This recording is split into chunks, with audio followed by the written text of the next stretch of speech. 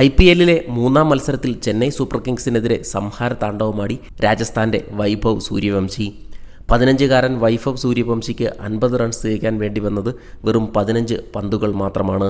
മത്സരത്തിലാകെ 17 പന്തിൽ 5 സിക്സും 4 ഫോറും പറത്തിയ സൂര്യവംശി 52 റൺസ് നേടിയാണ് പുറത്തായത്. ആദ്യം ബാറ്റ് ചെയ്ത ചെന്നൈ സൂപ്പർ കിങ്സ് 19.4 ഓവറിൽ 127 റൺസിന് പുറത്താവുകയായിരുന്നു. ഒരു ഘട്ടത്തിൽ 100 റൺസ് പോലും നേടാൻ പാടുപെട്ട CSKയെ ജെമി ഓവർട്ടൺ അവസാന വിക്കറ്റിൽ അൻഷുൽ കാംബോജിനെ കൂട്ടുപിടിച്ച് നേടിയ 33 റൺസാണ് വൻ നാണക്കേടിൽ നിന്നും ടീമിനെ രക്ഷിച്ചത്. 36 പന്തിൽ 43 റൺസ് നേടിയ ഓവർട്ടണാണ് ചെന്നൈ സൂപ്പർ കിങ്സിൻ്റെ ടോപ്പ് സ്കോറർ.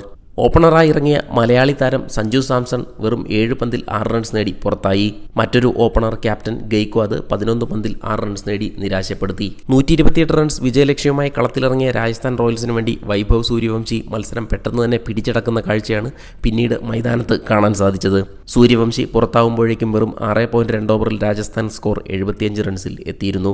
രാജസ്ഥാനു വേണ്ടി ജയ്സ്വാൾ പുറത്താകാതെ 38 റൺസും ധ്രുവ് ജൂറൽ 9 പന്തിൽ 18 റൺസും നേടി. മത്സരത്തിൽ മികച്ച ബൗളിംഗ് പ്രകടനം കാഴ്ചവെച്ച രാജസ്ഥാനു വേണ്ടി ആർച്ചറും ബർഗറും ജഡേജയും 2 വിക്കറ്റ് വീതം നേടി. നീണ്ട 17 വർഷങ്ങൾക്ക് ശേഷമാണ് രവീന്ദ്ര ജഡേജ രാജസ്ഥാൻ റോയൽസിലേക്ക് തിരിച്ചെത്തുന്നത് എന്ന പ്രത്യേകതയും ഈ മത്സരത്തിനുണ്ടായിരുന്നു. മത്സരത്തിൽ 47 പന്ത് ശേഷിക്കെ 8 വിക്കറ്റിനാണ് രാജസ്ഥാൻ റോയൽസ് ചെന്നൈ സൂപ്പർ കിങ്സിനെ കെട്ടുകെട്ടിച്ചത്. ഈ കനത്ത തോൽവിയിൽ നിന്നും ചെന്നൈ സൂപ്പർ കിങ്സിന് തിരിച്ചു വരാനാകുമോ, സഞ്ജു സാംസണ് അടുത്ത മത്സരങ്ങളിൽ തിളങ്ങാനാകുമോ എന്നാണ് ആരാധകർ ഉറ്റുനോക്കുന്നത്. ക്രിക്കറ്റ് ലോകത്തെ കൂടുതൽ വാർത്തകൾക്കും വിശേഷങ്ങൾക്കുമായി ഈ ചാനൽ സബ്സ്ക്രൈബ് ചെയ്യുക.